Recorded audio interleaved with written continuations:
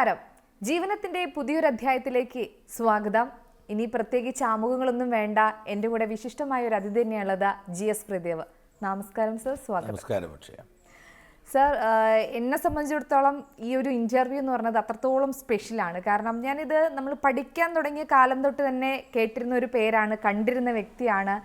സാറിൻ്റെ വാക്കുകളൊക്കെ ആണെങ്കിൽ അങ്ങനെ കടകടകടാന്ന് പറഞ്ഞ് വരുമ്പം നമ്മൾ തന്നെ വിചാരിക്കുന്നത് എവിടുന്നാണ് ഇങ്ങനെ സാധിക്കുന്നത്, എങ്ങനെയാണ് ഇതിൻ്റെ ഒരു മാജിക് എന്ന്. GS പ്രദീപ് എന്നൊരു വ്യക്തി, ആ GS പ്രദീപ് എന്നുള്ളൊരു ബ്രാൻഡിലേക്ക് എത്താനുള്ള ഒരു യാത്ര, അതിന് എത്ര കാലം എടുത്തു? അതിൻ്റെ ഒരു മാജിക് എന്താണ്? ഒറ്റ വരിയിൽ ഒരു ആത്മകഥ എഴുതാനോ ഒരു വാക്ക് രാഗി പ്രണയം പറയാനോ ഈ ലോകത്തിൽ ആർക്കും കഴിയില്ല. അതുകൊണ്ട് തന്നെ അക്ഷയയുടെ ചോദ്യത്തിന് ഒറ്റവാക്കിലൊരു ഉത്തരമില്ല, അശ്വമേധത്തിലെ യെസ് ഓർ നോ പോലെ. പക്ഷേ ഈ ചോദ്യം ബ്രാൻഡിലേക്ക് എത്താനുള്ള സമയം എന്നതിന് ഉത്തരമുണ്ട്, ഒരേ ഒരു രാത്രി എന്ന്. കാരണം അശ്വമേധം ഒരു ഓവർനൈറ്റ് അല്ലെങ്കിൽ ഇൻസ്റ്റൻറ്റ് ഹിറ്റായിരുന്നു. 2001 ജൂൺ 25, 7:25 എന്ന സമയത്താണ് കേരളത്തിലെ മുൻ മുഖ്യമന്ത്രി സഖാവ് EK നായനാരോടൊപ്പം അശ്വമേധം ആരംഭിക്കുന്നത് മലയാളത്തിലല്ല, ലോകത്തിലെ എല്ലാ ഭാഷകളിലും. ദൃശ്യമാധ്യമ ചരിത്രത്തിലെ ആദ്യത്തെയും ഏകവുമായ ഇപ്പോഴും വിപരീത സമസ്യ അല്ലെങ്കിൽ റിവേഴ്സ് ക്വിസാണ് അശ്വമേധം. ആ ഒരു രാത്രി കൊണ്ട് തന്നെ അതൊരു വിസ്മയമായി മാറപ്പെട്ടു. ചാനലുകളുടെ എണ്ണം കുറവാണല്ലോ അന്ന്. തൊട്ടടുത്ത ആഴ്ച ഒരു കാര്യവുമായി ബന്ധപ്പെട്ട് എറണാകുളത്ത് പോയ എനിക്ക് നേരിട്ട് അനുഭവിക്കാൻ കഴിഞ്ഞു ജനങ്ങൾക്കുള്ള വലിയ രീതിയിലുള്ള അന്നത്തെ കൗതുകം. ഇന്നത്തെ പോലെ സാമൂഹ്യ മാധ്യമങ്ങളുള്ള കാലമല്ല.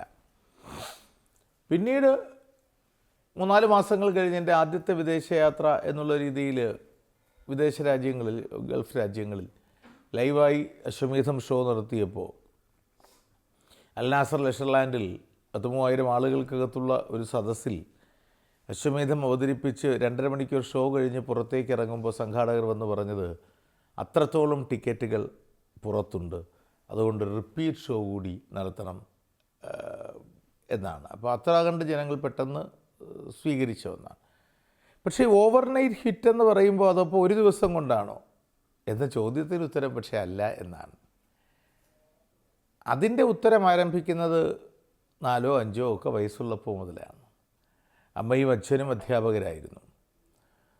അധ്യാപകരായിരുന്നതുകൊണ്ട് തന്നെ സ്വാഭാവികമായും സ്കൂൾ ലൈബ്രറിയിലേക്കുള്ള പർച്ചേസുകളുടെ ഉത്തരവാദിത്വമൊക്കെ അവർക്കുണ്ട്. പിന്നീട് ഹെഡ് മാസ്റ്ററും DEOയും ഇവാലുവേഷൻ ഓഫീസറും ഒക്കെ ആയാണ് അവർ വിരമിച്ചതും അമ്മ വിരമിക്കുന്നതിന് മുൻപേ തന്നെ ജീവിതത്തിൽ നിന്ന് വിരമിച്ചതും. അപ്പോൾ ഈ മാർച്ച് മാസത്തിലാണ് ലൈബ്രറി പുസ്തകങ്ങളുടെ പർച്ചേസ് നടക്കുക. മെയ് അവസാന വാരം അല്ലെങ്കിൽ ജൂൺ ആദ്യ വാരം സ്കൂൾ തുറക്കുന്നത് വരെയുള്ള 2 മാസക്കാലം പലപ്പോഴും ഈ പുസ്തകങ്ങളിൽ ഭൂരിഭാഗവും വീട്ടിലുണ്ടാകാറുണ്ട്. അതെല്ലാം സോർട്ട് ചെയ്തൊക്കെയാണല്ലോ സ്കൂളുകളിൽ വയ്ക്കുന്നത്. അവധിക്കാലത്ത് 2 മാസം 1000-ഓളം പുസ്തകങ്ങളും ഞാനുമായുള്ള ഒരു ബാല്യം എനിക്കുണ്ടായിരുന്നു. ഈ തള്ളാനല്ല, 4-5 വയസ്സാകുമ്പോഴും അത്യാവശ്യം വായിക്കും കേട്ടോ. എനിക്ക് തോന്നുന്നു 5 വയസ്സിലൊക്കെ EJ കാനം, മലയാള മനോരമ വാരികയിലൊക്കെ EJ കാനത്തിൻ്റെയൊക്കെ നോവലുകൾ വായിച്ചിട്ടുണ്ട്. പിന്നെ നീലകണ്ഠൻ പരമാരയുടെ ഡിറ്റക്റ്റീവ് നോവലുകൾ, ദുർഗാപ്രസാദ് ഖേത്രിയുടെ ഭൂതനാഥൻ എന്ന വലിയ വോളിയൂംസുള്ള പുസ്തകത്തിൻ്റെ മലയാള പരിഭാഷ. എല്ലാവരും അങ്ങനെയാണ് വായനയുടെ ലോകത്തേക്ക് വരുന്നത്. അപസർപ്പക നോവലുകളും പ്രണയ നോവലുകളും ഒക്കെ വായിച്ചാണ്. അതുകൊണ്ട് വായന എല്ലാ കാലത്തും കൂടെയുണ്ട്. പിന്നെ വായന സംഭാഷണത്തിൻ്റെ കൗതുകത്തിലേക്ക് വഴിമാറി വീണപ്പോഴാണ് പ്രഭാഷണം അല്ലെങ്കിൽ പ്രസംഗം എന്ന മഹത്തായ കലയാണ് എൻ്റെ മേഖല എന്ന് ഞാൻ തിരിച്ചറിയുന്നത്. അങ്ങനെയാണ് സ്കൂൾ കാലഘട്ടങ്ങളിൽ, പഠിച്ച കാലങ്ങളിൽ മുഴുവൻ സ്കൂൾ തലത്തിൽ കേരളത്തിലെ ഏറ്റവും മികച്ച പ്രസംഗകനായി തിരഞ്ഞെടുക്കപ്പെട്ടതും കോളേജിലായപ്പോൾ തുടർച്ചയായി 6 വർഷക്കാലം കേരള സർവകലാശാലയിലെ ഏറ്റവും മികച്ച സ്പീക്കറായി മാറുന്നതും. അതേ തുടർന്ന് വളരെ ആകസ്മികമായി 1987 പിന്നിട്ടപ്പോൾ, കൃത്യമായി പറഞ്ഞാൽ 38 വർഷങ്ങൾക്ക് മുമ്പ് ഞാൻ മാധ്യമരംഗത്തേക്ക് കടന്നു വരികയായിരുന്നു. 15 വയസ്സ് പിന്നിട്ടപ്പോൾ മീഡിയയിലേക്ക് കടന്നു വരാൻ പറ്റി. അന്ന് ഇന്നത്തെ പോലെ നിങ്ങൾ ഈ കാണുന്ന ടെലിവിഷൻ്റെ പ്രസരം വന്നിട്ടില്ല, ദൂരദർശനമൊക്കെ തുടങ്ങിയ കാലമേ ഉള്ളൂ. അതുകൊണ്ട് തന്നെ എൻ്റെ മീഡിയ കരിയർ ആരംഭിക്കുന്നത് അശ്വമേധത്തിലല്ല, ആകാശവാണിയിലാണ്. അക്ഷയ ഒന്നും ഒരിക്കലും കേട്ടിട്ടുണ്ടാകാൻ സാധ്യതയില്ല. എന്നോളം പറഞ്ഞു കേട്ടിട്ടുണ്ടാകും. എന്നോളം പ്രായമുള്ള ആളുകൾക്ക് മാത്രം പരിചിതമായ ഒരു റേഡിയോ പ്രോഗ്രാമാണ്. പക്ഷേ ഓസ്ട്രേലിയയിലൊരു പ്രോഗ്രാമിന് കഴിഞ്ഞ വർഷം 2 വർഷം മുമ്പ് പോയപ്പോൾ അവിടെ ഒരു സ്ത്രീ, ലേശം പ്രായമുള്ള ഒരു സ്ത്രീ എന്നോട് വന്ന് ഒരു ഫോട്ടോ എടുക്കണം, ഒരുപാട് കാലത്തെ ആഗ്രഹമാണെന്നൊക്കെ പറഞ്ഞു. ഞാൻ പറഞ്ഞു പിന്നെന്താ എന്ന് പറഞ്ഞ് അവരോടൊപ്പം നിന്ന് ഫോട്ടോ എടുത്തപ്പോൾ അവർ പറഞ്ഞു, തെറ്റിദ്ധരിക്കേണ്ട, അശ്വമേധം പ്രദീപിനോടോ ഗ്രാൻഡ് മാസ്റ്റർ പ്രദീപിനോടോ നിന്ന് ഫോട്ടോ എടുക്കാനല്ല ആഗ്രഹം ഞാൻ പറഞ്ഞത്. ഞാൻ ചെമ്പഴന്തി SN കോളേജിൽ പഠിച്ച GS പ്രദീപിനോടൊപ്പം നിന്ന് ഫോട്ടോ എടുക്കാനാണ്. ഞാൻ റേഡിയോയിൽ നിങ്ങളെ അന്നു മുതൽ കേട്ടു തുടങ്ങിയ കാലത്തെയുള്ള ആഗ്രഹമാണ് എന്നാണ്. അത് ഇന്ന് പറ്റുന്നൊരു കാര്യമല്ല. അത് ഈ വാചാലതയുടെ, വാക്കുകളുടെ, പദപ്രയോഗങ്ങളുടെ, അല്ലെങ്കിൽ ശബ്ദത്തിനേക്കാൾ വൊക്കാബുലറിയുടെ ഒരു മികവാണ്. അതായത് ആരെങ്കിലും എന്തെങ്കിലും ഒരു വിഷയം പറയുമ്പോൾ ഇന്ന് പറ്റൂല, പണ്ട് 15 വയസ്സിലേക്കുള്ള ഒരു കഴിവ് കൊണ്ടങ്ങ് പറ്റിപ്പോയൊരു സാധനമാണ്. ഇപ്പോൾ ജീവനം എന്ന് പെട്ടെന്ന് ഒരാൾ പറയുകയാണ്. ജീവനം എന്ന് പറഞ്ഞാൽ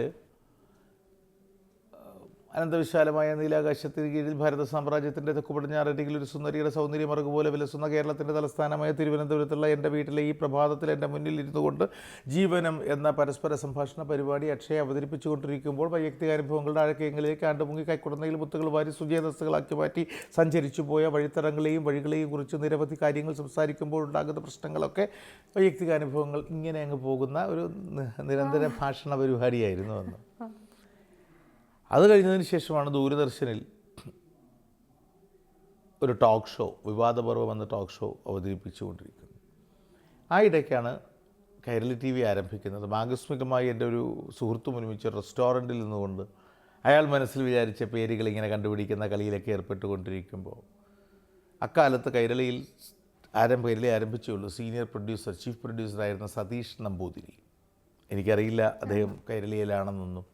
തൊട്ടടുത്തുണ്ടാവുകയും ഞാൻ മനസ്സിൽ വിചാരിക്കുന്ന പേരുകൾ കണ്ടുപിടിക്കാമോ എന്ന് ചോദിക്കുകയും അങ്ങനെ ചായയും വടയും ഒക്കെ പന്തയം വെച്ച് അയാൾ മനസ്സിൽ വിചാരിച്ച കുറിയേടത്ത് താത്രിയെയും മിഖായിൽ ഷൊളോക്കോവിനെയും ഒക്കെ വളരെ വേഗത്തിൽ കണ്ടുപിടിച്ചു കഴിഞ്ഞപ്പോൾ എൻ്റെ ഫോൺ നമ്പറെല്ലാം വാങ്ങിക്കൊണ്ട് അദ്ദേഹം പോവുകയും 1 മാസം കഴിഞ്ഞപ്പോൾ കൈരളി TVയിൽ നിന്ന്, ഇതൊക്കെ പുസ്തകങ്ങളിലൊക്കെ ഒരുപാട് എഴുതിയിട്ടുള്ളതാണ്, ക്ഷണിക്കുകയും അവിടെ ചെന്നപ്പോൾ ഇന്ത്യൻ ചലച്ചിത്ര ലോകത്തിൻ്റെ ഏറ്റവും ധീരമായ പൗരുഷം അല്ലെങ്കിൽ ഏറ്റവും ഉജ്ജ്വലമായ വ്യക്തിത്വം ശ്രീ മമ്മൂട്ടി അവിടെ ഉണ്ടായിരിക്കുകയും അദ്ദേഹം, നിങ്ങൾക്കൊരു പ്രത്യേക കഴിവുണ്ടെന്നറിയാമല്ലോ, കേട്ടല്ലോ, ശരിയാണോ എന്ന് പരിശോധിക്കണമെന്നൊക്കെ പറയാം. അദ്ദേഹം ഒരാളുടെ പേര് മനസ്സിൽ വിചാരിച്ച് ഞാനത് കണ്ടുപിടിച്ച് കഴിഞ്ഞപ്പോൾ ശരി, വെരി ഗുഡ്, അപ്പോൾ ഒരു കാര്യം ചെയ്യാം, സുന്ദരൻ എന്ന കൈരളിയിലെ പ്രൊഡക്ഷൻ ഡയറക്ടറായിരുന്നു, സുന്ദരൻ ഇപ്പോൾ ഒരു എഗ്രിമെൻ്റ് തയ്യാറാക്കും, ഒപ്പിട്ടോളൂ, നമ്മളൊരു പ്രോഗ്രാം ആക്കുന്നു എന്ന് അദ്ദേഹം പറയുകയും ഒക്കെ ചെയ്തു. സ്വാഭാവികമായും ശ്രീ മമ്മൂട്ടിയോടക്കമുള്ള കമ്മിറ്റ്മെൻറ്റാണ്, അല്ലെങ്കിൽ ഈ പറഞ്ഞ ഓവർനൈറ്റ് സെലിബ്രിറ്റിനെസ്സിലേക്ക്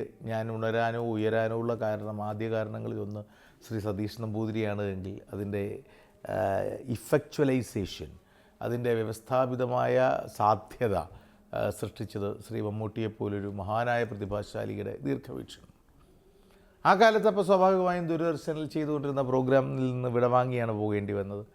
അന്ന് ദൂരദർശനിലെ പ്രൊഡ്യൂസറായിരുന്ന ശ്രീമതി PR ശാരദ എന്നോട് വല്ലാതെ ദേഷ്യപ്പെട്ടു. പ്രദീപ് എന്താ കാണിക്കുന്നത്, അത്ര വാത്സല്യം എന്നോടുണ്ട്. പ്രദീപിനെ വിശ്വസിച്ച് നമ്മളൊരു വലിയ ഷോ തുടങ്ങി, ടോക്ക് ഷോ നടന്നുകൊണ്ടിരിക്കുമ്പോൾ. അപ്പോൾ ആ വർഷത്തെ സർവകലാശാല യുവജനോത്സവത്തിൽ ഞാൻ ഈ വിജയിച്ച് കഴിഞ്ഞ 6 വർഷത്തിന് ശേഷം ജഡ്ജായിരുന്നു പലപ്പോഴും. ഞാനും ശ്രീ A സമ്പത്തും ഒക്കെ ആയിരുന്നു. അപ്പോൾ ജഡ്ജ് ചെയ്തപ്പോൾ അവിടെ ഞാൻ 1ാം സമ്മാനം കൊടുത്ത ഒരു കോളേജിലെ കുട്ടിയോട് ഞാൻ വിളിച്ചിട്ട് നാളെ തിരുവനന്തപുരത്ത് വരണമെന്ന് പറയുകയും ആ ചെറുപ്പക്കാരനെ ശാരദയെ കൊണ്ട് ഏൽപ്പിച്ചിട്ട് ഞാൻ പറഞ്ഞു, ഇയാൾ ചെയ്തോളൂ എന്ന് പറഞ്ഞു. അപ്പോൾ ഒരു കോൺഫിഡൻ്റ് ആണല്ലോ അല്ലേ, ഞാൻ ധൈര്യമായിരുന്നുള്ളൂ, ചെയ്തോളും എന്ന് പറയുകയും ചെയ്തു. അയാളാണ് നമ്മുടെ ഇപ്പോൾ നിലവിൽ റിപ്പോർട്ടർ TVയിലുള്ള അരുൺകുമാർ. അപ്പോൾ അങ്ങനെ ആണ് ദൂരദർശനിൽ നിന്ന് കൈരളിയിലേക്ക് എത്തുന്നത്. കൈരളിയിൽ പല സീസണുകളിലായി 17,600 പരം എപ്പിസോഡുകൾ.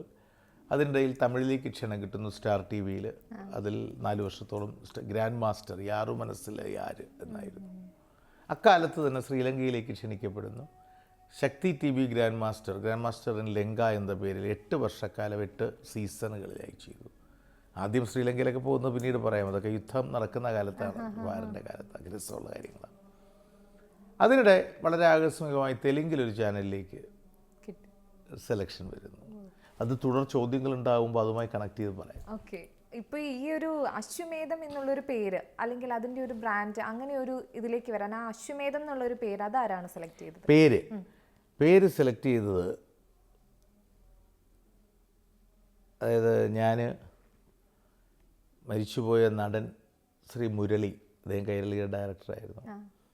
മുരളിച്ചേട്ടൻ, അത് മരിച്ചുപോയ പ്രഗത്ഭനായ സംവിധായകൻ, ദേശീയ അവാർഡ് ജേതാവും നമ്മുടെ അക്കാദമി ചെയർമാനും ഒക്കെ ആയിരുന്ന KR മോഹനേട്ടൻ പുരുഷാർത്ഥമൊക്കെ സംവിധാനം ചെയ്തു.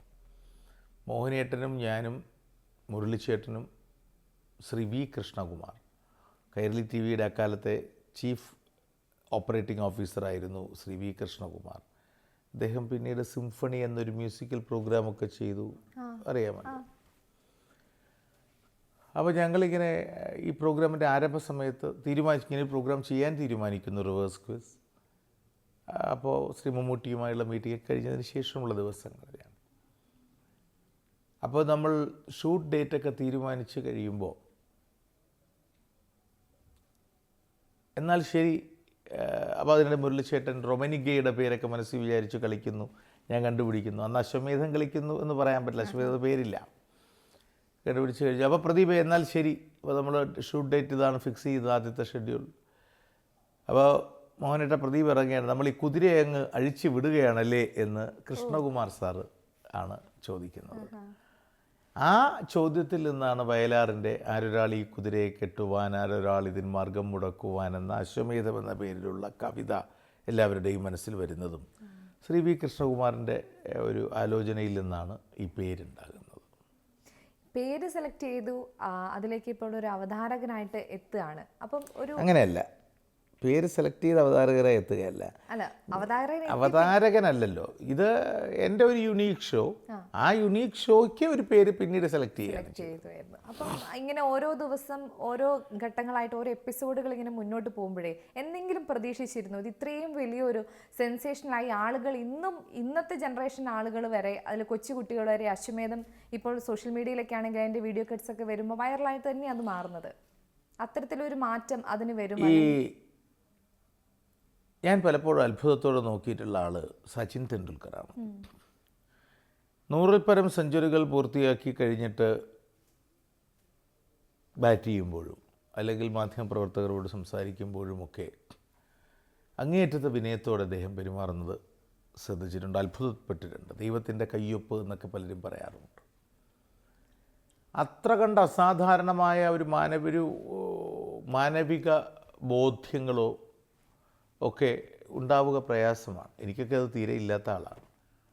അതുകൊണ്ട് തന്നെ ഈ ചോദ്യത്തിലൊരു നുണ പറയുന്നതിൽ പ്രയാസമുള്ളതുകൊണ്ട് താങ്കളുടെ ചോദ്യത്തിന് എന്തെങ്കിലും പ്രതീക്ഷിച്ചിരുന്നോ എന്നതിന് സ്വാഭാവികമായും വളരെ വിനയത്തോടെ ഇല്ല എന്നൊക്കെ പറയുന്നതാകും നല്ലത്. പക്ഷെ ശരി അതല്ല. ജീവിതത്തിൽ വളരെ പല കാരണങ്ങളാൽ സംഘർഷകരമായ ചില മാനസികാവസ്ഥകളിലൂടെ, അത്ര കണ്ട് സുഖകരമല്ലാത്ത ജീവിത വഴികളിലൂടെ, പ്രയാസങ്ങളുടെയൊക്കെ നടുവിൽ പോയിക്കൊണ്ടിരിക്കുന്ന ഒരു സമയത്താണ് ശ്രീ മമ്മൂട്ടിയുമായുള്ള ആദ്യത്തെ മീറ്റിംഗ് നടക്കുന്നത്. ആ മീറ്റിംഗ് കഴിഞ്ഞ് ആ എഗ്രിമെൻ്റ് ഒപ്പിട്ട് തിരിച്ച് വീട്ടിൽ രാത്രി എത്തിയ ഞാൻ എൻ്റെ ഭാര്യയോട് ആദ്യം പറഞ്ഞ വാചകം, അല്ലെങ്കിൽ തിരിച്ചെത്തുന്നതിന് മുമ്പ് ശ്രീ മമ്മൂട്ടി എന്നോട് പറഞ്ഞ വാചകം, from this moment mister Pradeep you are going to be a celebrity എന്നാണ്. അല്ലെങ്കിൽ ഞാൻ എൻ്റെ ഭാര്യയോട് പറഞ്ഞ വാചകവും അതാണ്. അല്ലാതെ ഇതൊരു അത്ഭുതകരമായ വിജയമാകും എന്ന് സ്വപ്നം കണ്ടില്ല എന്നൊക്കെ പറയാൻ എനിക്ക് കഴിയില്ല. ഇത് ടെലിവൈസ് ചെയ്യാൻ തീരുമാനിക്കുന്ന നിമിഷത്തിൽ തന്നെ എനിക്കറിയാം this is going to be the programme of the industry എന്ന്. കാരണം മറ്റൊന്നിനെക്കുറിച്ചും അറിയില്ല എന്ന് പറഞ്ഞാലും ഈ പ്രപഞ്ചത്തിൽ ജനിക്കുന്ന എല്ലാ മനുഷ്യർക്കും ഏറ്റവും കൃത്യമായും ആഴത്തിലും അറിയാവുന്ന രണ്ട് കാര്യങ്ങളുണ്ട്. അതിലൊന്ന് എന്താണ് അവനവൻ, രണ്ട് എന്തല്ല അവനവൻ എന്നുള്ളത്. തീർച്ചയായും GS പ്രദീപ് എന്നുള്ള ഒരു വ്യക്തി ഇപ്പോൾ ഈ ഒരു മേഖല തിരഞ്ഞെടുത്തില്ലായിരുന്നെങ്കിൽ എന്താവുമായിരുന്നു? കാരണം അധ്യാപക കുടുംബത്തിൽ നിന്ന് വരുന്നു, മറ്റൊരു ചിന്ത മറ്റൊരു വഴിയിലേക്കൊക്കെ മാറാനുള്ളൊരു സാധ്യതയുണ്ടായിരുന്നു. ഞാൻ 18 വയസ്സ് കഴിഞ്ഞ സമയത്താണ്, കോളേജിൽ പഠിക്കുന്ന സമയത്ത് ഗവൺമെൻറ് സർവീസിലേക്കുള്ള ഈ PSC ടെസ്റ്റ് ഉണ്ടല്ലോ. അപ്പോൾ കേരള സർവകലാശാല യുവജനോത്സവം കൊല്ലത്ത് നടക്കുകയാണ്, ഡിഗ്രി ഫൈനൽ ഇയറാണ്. അപ്പോൾ യൂണിവേഴ്സിറ്റി യുവജനോത്സവത്തിന് കൊല്ലത്തേക്ക് പോകുന്നു. 1993 മാർച്ച് 2, 3, 4, 5, 6 ദിവസങ്ങളിലാണ്. ഈ 2, 3, 4, 5 ദിവസങ്ങളിൽ രാവിലെ തൊട്ട് വൈകുന്നേരം വരെ വിവിധ മത്സരങ്ങളും 6-ാം തീയതി സമ്മാനദാനവും ആണ്. അന്ന് പകൽ മത്സരങ്ങളൊന്നും ഉണ്ടാവില്ല. അപ്പോൾ ഞാൻ തിരുവനന്തപുരത്ത് നിന്ന് പോകുന്നു. അപ്പോൾ അച്ഛൻ എന്നോട് ഒരു ഹോൾ ടിക്കറ്റ് തന്നിട്ട് പറയുന്നു, ഇത് PSCയുടെ ഒരു പരീക്ഷയാണ്, 6-ാം തീയതി വർക്കലയിൽ വെച്ചാണ് പരീക്ഷ. അപ്പോൾ കൊല്ലത്തുണ്ടല്ലോ നീ, 6-ാം തീയതി മത്സരമൊന്നുമില്ലല്ലോ, രാവിലെ വർക്കല പോയ പരീക്ഷ എഴുതണം. ആയിക്കോട്ടെ, വാങ്ങിച്ചു വെച്ചു. 2-ാം തീയതി പോകുമ്പോഴാണ്, അതുവരെ പ്രസംഗ മത്സരത്തിൽ എല്ലാ വർഷവും ഞാനാണ് വിന്നർ.